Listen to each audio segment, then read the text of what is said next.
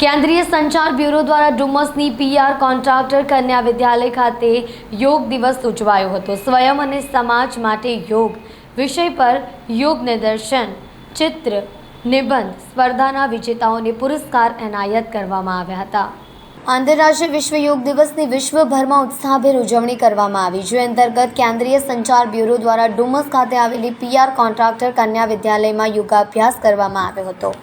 કાર્યક્રમમાં સ્વયં અને સમાજ માટે યોગ વિષય પર આયોજિત ચિત્ર નિબંધ અને યોગ નિદર્શન સ્પર્ધાના વિજેતાઓને પુરસ્કાર એનાયત કરવામાં આવ્યા હતા।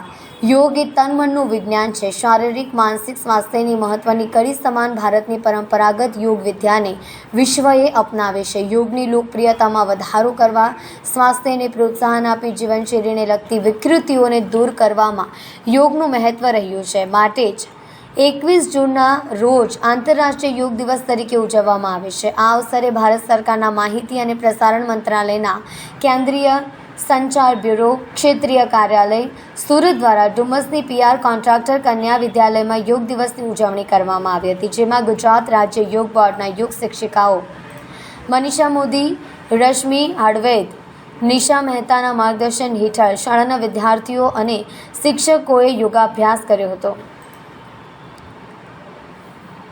યોગ દિવસની ઉજવણીના ભાગરૂપે શાળાના યોજવામાં આવેલી વિવિધ સ્પર્ધાના વિજેતાઓને પુરસ્કાર અને પ્રમાણપત્ર પણ એનાયત કરવામાં આવ્યા હતા। કાર્યક્રમમાં ક્ષેત્રીય પ્રચાર અધિનિયમ અધિકારી ઇન્દ્રવદનસિંહ ઝાલા, માધ્યમિક શાળાના આચાર્ય પદ્માબેન પટેલ, પ્રાથમિક શાળાના આચાર્ય અલ્પાબેન ભૂપેન્દ્રસિંહ રાઠોડ સહિતના શિક્ષકો તેમજ રોશન પટેલ અને અમૃતભાઈ સોનેરી ઉપસ્થિત રહ્યા હતા।